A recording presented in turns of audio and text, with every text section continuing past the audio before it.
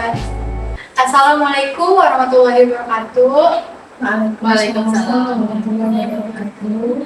Perkenalkan, kami dari Universitas Nyabar Bangsa Karawang dari kelompok 8. Di sini kami akan observasi tentang PKBM Aditya. Di sini kami bersama narasumbernya Ibu siapa Bu? Perkenalkan. Assalamualaikum warahmatullahi wabarakatuh. Waalaikumsalam warahmatullahi wabarakatuh. Ya, perkenalkan nama saya Ibu Yeni. Kebetulan saya di sini adalah pengurus dari PKBM Aditya. Selain pengurus sebagai tutor juga, dan kebetulan juga saya adalah istri dari kepala sekolah. Jadi mungkin mewakili ya. Akan mewakili dari kepala sekolahnya. Sebelum kita mulai pertanyaan tentang PKBM Aditya, izinkan saya mengenalkan diri saya terlebih dahulu. Perkenalkan, saya Aisyah Salma Ahmad dan teman saya. Perkenalkan, nama saya Ananda Dayausia. Dan perkenalkan, nama saya Adita Audrina Shika. Oke, tanpa berlama-lama, mari saja kita langsung mulai pertanyaan pertama. Apa visi dan misi dari PKBM ini? Visi, misi, dan tujuan ya. Visi, misi, dan tujuan. Biasanya kita bikin sesuai ini ya. Di setiap tahunnya ada ya. Dan kebetulan ketika kemarin ada perubahan lagi, yaitu dengan kurikulumnya ya. Kemarin kan kita masih tetap kurikulum merdeka ya. Kurikulum merdeka, tapi mungkin dengan pendekatannya dikeliling ya. Dengan pendekatan dikeliling untuk pembelajaran mendalam. Nah, visi misinya ya Pak belum bawa tadi, jadi belum, nanti tag kirim ya. Tapi nanti boleh bisa dibacakan ya. Nah itu mungkin ada perubahan, jadi lebih ke PM gitu tuh, lebih ke pembelajaran mendalamnya. Baik. Sebelum pertanyaan selanjutnya, ada satu pertanyaan. Kami ingin tahu sejarah dari PKBM ini, dari mengapa PKBM ini dibentuk, kapan berdirinya juga, alasannya juga, Ibu. Boleh, mau nggak? PKBM Aditya ini boleh dibilang adalah PKBM tertua ya, tertua di Kabupaten Karawang. Memang banyak, kalau sekarang sendiri kan dulu mungkin hanya ada beberapa ya. Tapi sekarang di setiap kecamatan itu ada, dan ada kalau nggak salah 55 PKBM. Ada 55 PKBM di setiap kecamatannya ada. Kebetulan ini termasuk Kecamatan Karawang Barat. Nah di sini kan tadi apa? Berdirinya itu sejak tahun 2003.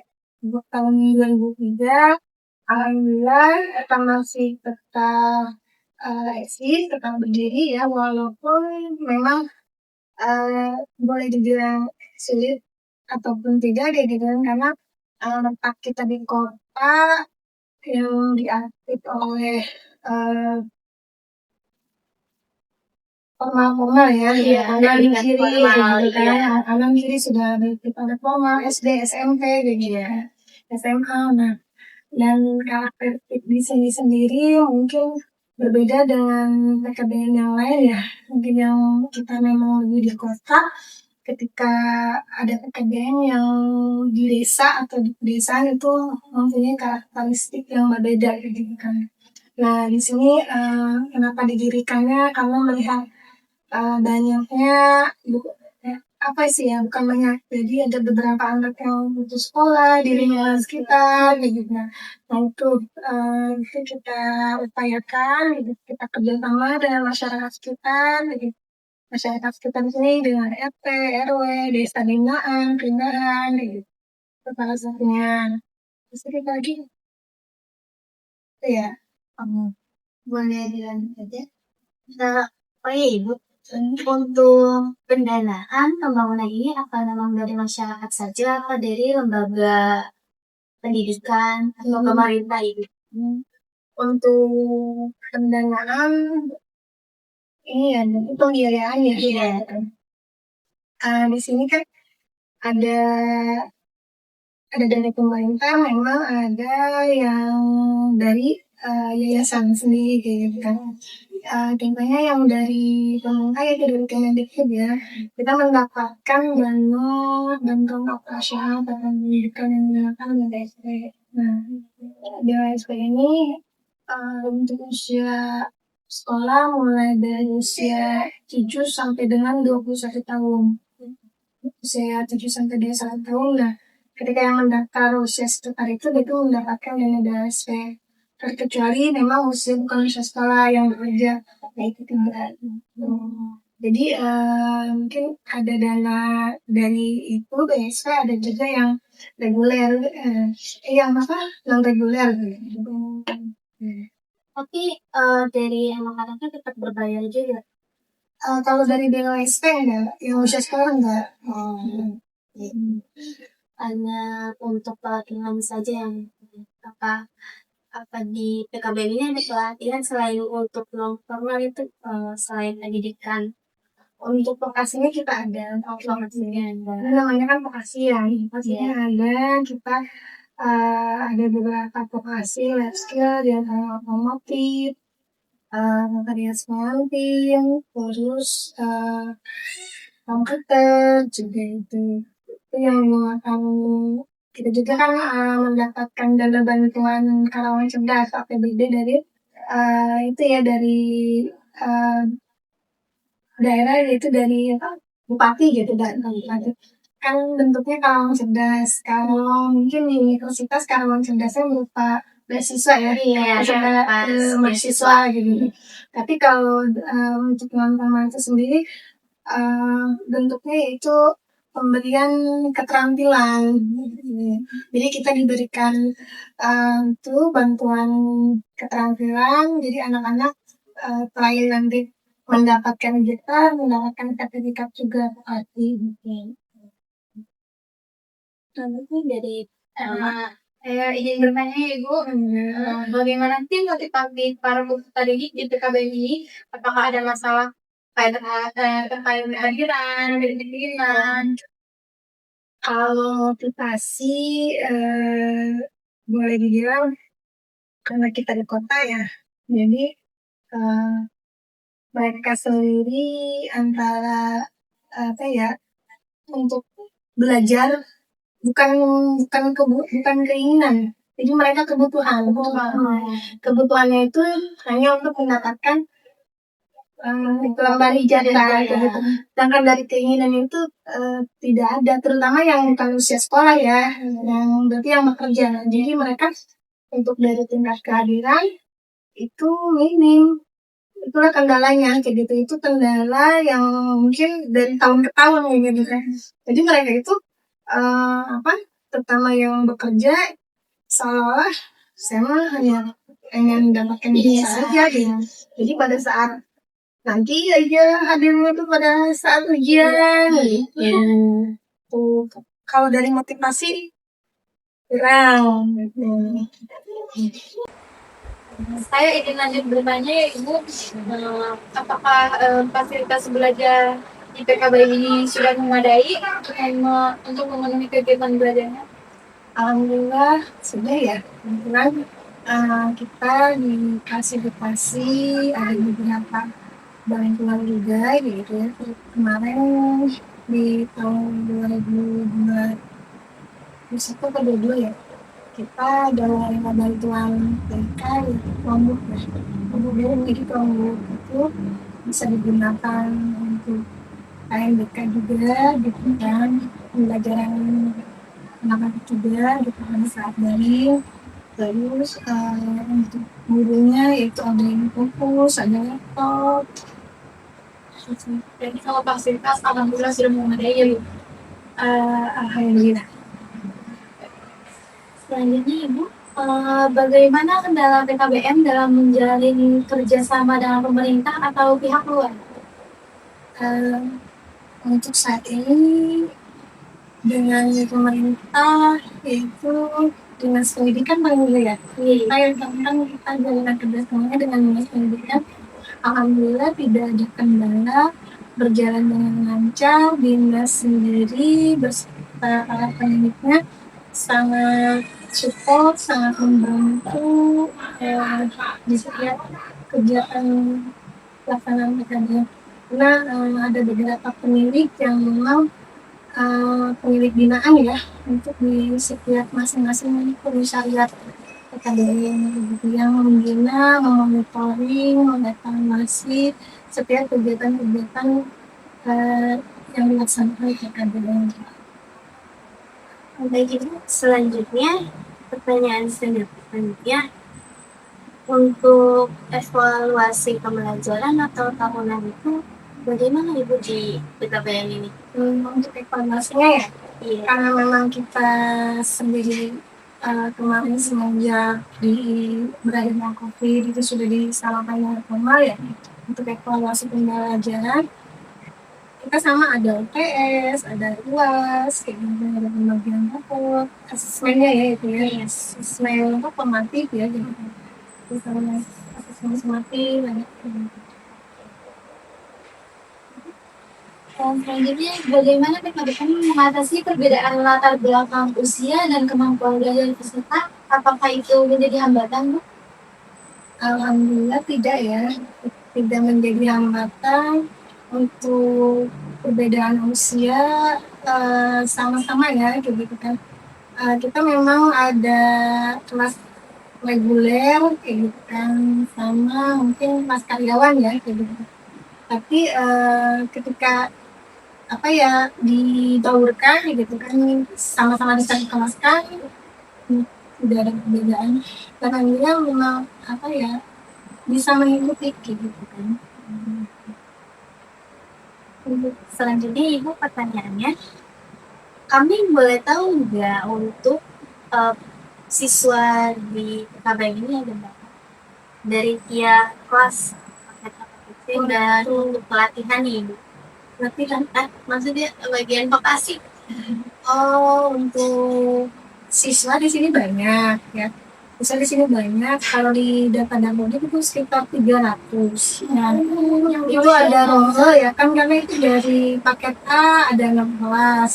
Paket kelas 1, kelas 2, kelas 3, kelas 4, kelas 5, kelas 6. Paket B berarti 7, 8, 9, C, 11, 12. Nah, setiap kelas itu dinamakan dengan rombel. Nah, satu rombelnya itu bisa kapasitasnya itu 35 anak. Nah, itu berarti kan ada berapa rombel? 6, 3, 9, 10, 11, berarti ada 12 rombel ya, ada 12 rombel. Nah, itu tinggal dikalikan aja nanti dengan kapasitas yaitu 35 patungannya kayak gitu kan.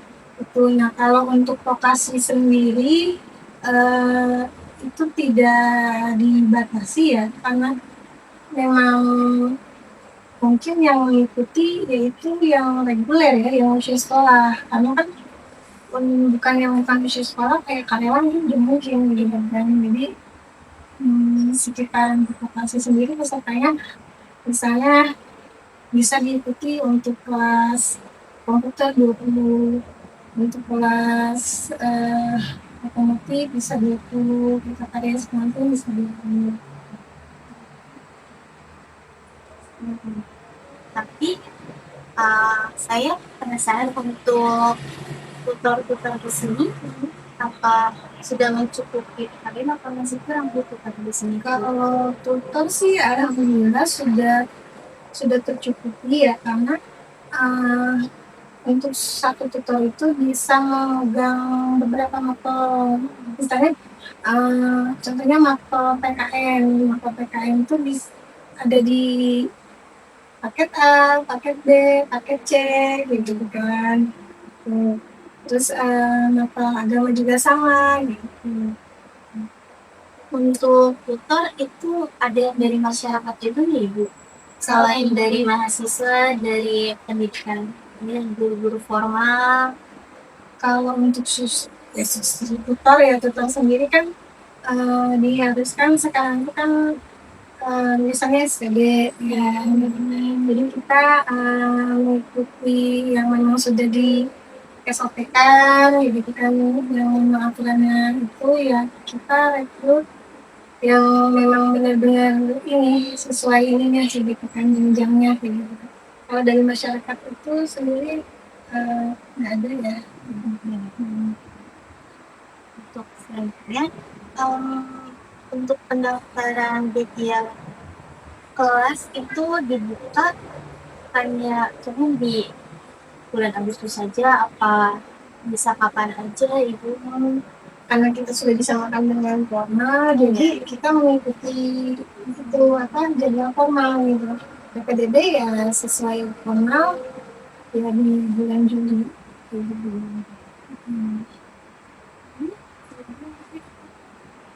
Untuk pertanyaan terakhir dan ada juga ya, untuk akreditasi, wah insya Allah udah kenal akreditasi PKBM ini bagaimana Ibu? Akreditasi kita sudah 2 kali akreditasi ya. Waktu yang pertama itu di tahun kan itu masa berlakunya 5 tahun sekali ya. Iya Ibu. 2018 kemarin sudah akreditasi dan alhamdulillah mendapatkan A. Kemudian kita ada perpanjangan lagi kemarin di 2024 sudah kita baru Desember kemarin dari 2024 dan alhamdulillah A juga. Alhamdulillah. Itu sih untuk akreditasi. Sebelum itu Ibu ada yang mau disampaikan dan motivasinya buat teman-teman atau masyarakat di luar untuk kami juga Ibu. Yang disampaikan mungkin mengenai PKBM ya. Iya. PKBM itu sendiri kan pusat kegiatan belajar masyarakat. Nah mungkin memang sedikit orang yang tahu ya PKBM. Karena ketika kita di luar juga, ketika apa sih PKBM gitu kan, terus tidak banyak yang mengenal. Mudah-mudahan gitu kan dengan adanya teman-teman adik-adik semua gitu kan dari PLS sebenarnya nah, bisa apa ya pengetahuannya tentang PKBM nanti dan bisa dipraktekkan juga nanti gitu kan. Nah apa di sini kan tujuan kita adalah untuk apa sih memberangkat anak yang putus sekolah gitu kan.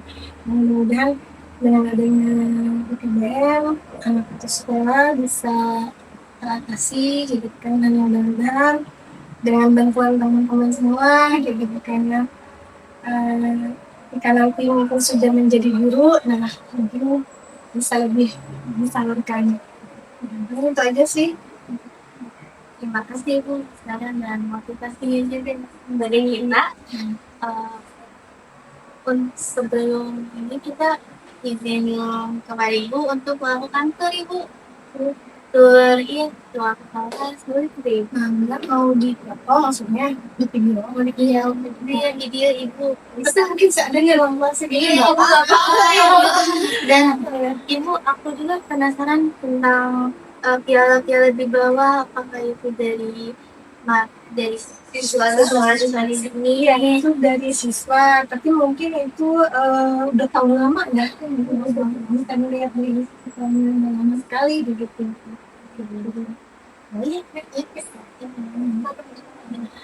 Oke, sobat sudah sesi tanya jawab yang kita lakukan bersama Ibu selaku tutor, selaku pengurus dari PKBM Aditya ini. Saya cukupkan, terima kasih atas perhatiannya. Wassalamualaikum warahmatullahi wabarakatuh.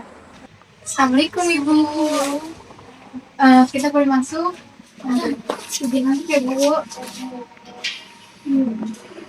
Ini ruangan apa Ibu? Ya.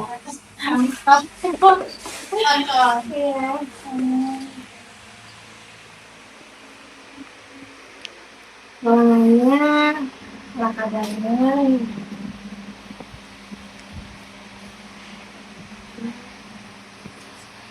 Ibu, ini piagam apa ya Ibu ya? udah lama banget nih. Penghargaan apa, Bu? Ya, ada ya. Oh, taman baca. Oh, Taman baca dan Waktu dulu ada yang namanya TBM, taman bacaan, tapi sekarang nggak ada. hmm. Izin masuk ya, Ibu ya. Nggak, sok aja.